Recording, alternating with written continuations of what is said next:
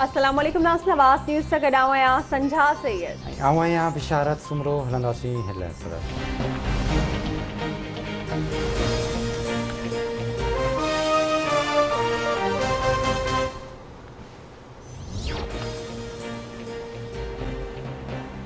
कराची में गिरफ्तार सरदार तेगो खान तेगानी के सख्त सिक्योरिटी में कंकोट की दहशतगर्दी टोड़ अदालत में पेश कर वियो। सनद पेशी दौरान अदालत अंदर ही बाहर वॾे अंग में पुलिस एहलकार मुक़रर।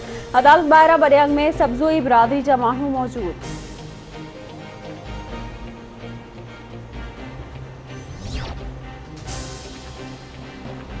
सिंध के वॾे वज़ीर सैयद मुराद अली शाह शिकारपुर कशमोर कंदकोट और घोटकी के कचे के 1.5 लाख एकड़न ते बदल कचो धाड़ेलन का क्लियर कराने जो ऐलान करे छडियो।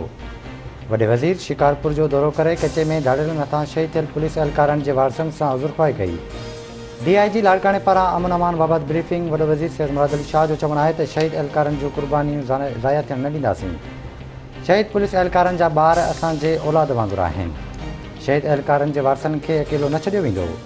शहीदन के औलाद के मुफ्त तालीम और नौकरियों ॾिनियूं वेंदियूं। कचे के समूरन इलाइक़नि के खाली कराइण ॾुआरनि जो ख़ात्मो आंदो वेंदो।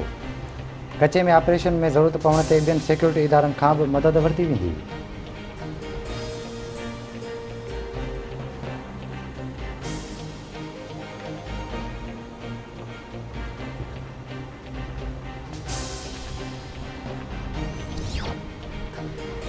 सिंध असेंबली में ओपोजिशन लीडर हलीम आदिल शेख शिकारपुर ऐं लाड़काने में ॾोहारनि हथा शहीद थियल पुलिस एहलकारन जो केस IG सिंध ते दाख़िल करण जो मुतालबो करे छडियो। संदसि चवण आहे त सिंध में बदअमनी ऐं पाणी जी खोट जी ज़िम्मेवार सिंध हुकूमत आहे। मुल्क में पाणी जी खोट आहे।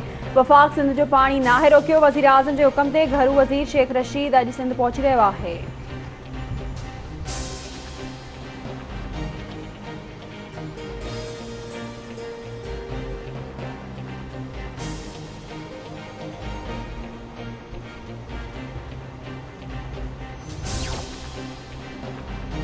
मुल्क में कोरोना वायरस जा अञा जारी वायरस वधीक 65 मरीज़न जूं हयातियूं गिड़काए वियो। फौतियुनि जो अंग वधी 20,465 ताईं पहुतो। NCOC मूजिब 24 कलाकनि दौरान 2,724 नवां केस रिपोर्ट। मुतासिरनि जो अंग वधी 9,08,576 थी वियो। सखर शहर ऐं भरपासे में कोरोना वायरस जा अञा जारी कोरोना वायरस वधीक हिक मरीज़ खां हयाती खसे वरिती। DHO मूजिब हिक महीने दौरान फौतियुनि जो अंग वधी 21 ताईं पहुतो।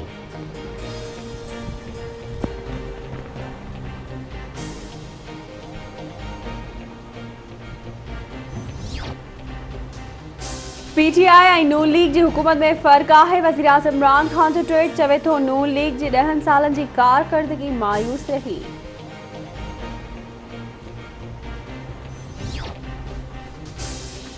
PP चेयरमैन बिलावल भुट्टो ज़रदारी पारां बिलागर असद तूर ते हमले जी मज़म्मत। बिलावल भुट्टो ज़रदारी जो चवण है तो हमले से असद तूर जो आवाज़ अञा वधीक बुलंद थींदो।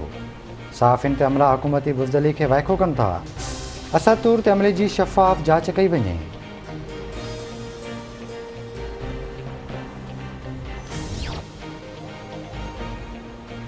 ओबावड़ो वेझो ॻोठ काबिल शहर में शादी काज दौरान फायरिंग मुबैना गोली लगन सबब औरत शहजादी शहर मार्च वई। इस्लामाबाद पुलिस पहुंची लाश खणाए अस्पताल मुंतकिल कयो।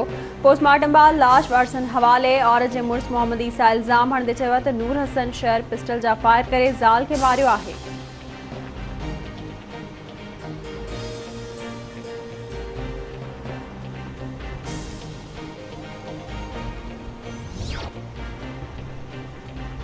कंडियारो भरसां क़ौमी शाहराह ते तेज़ रफ़्तार कार वण सां टकराइजी वई। एक ॼणो फोत 2 ॼणा ज़ख़्मी। फोती जी सुञाणप मुल्तान वासी मोहम्मद यूनुस तौर थी। ज़ख़्मियुनि खे नवाबशाह अस्पताल मुंतकिल कयो वियो। बुकेरा शरीफ वेझो रोड हादसे में ज़ख़्मी थियल मोहम्मद इकबाल राजपूत ज़ख़्मनि जी सटन हसंदे फोत। लाश घर पहुचण ते कोराम अची वियो। 2 ज़ख़्मियुनि जो इलाज हलंदड़।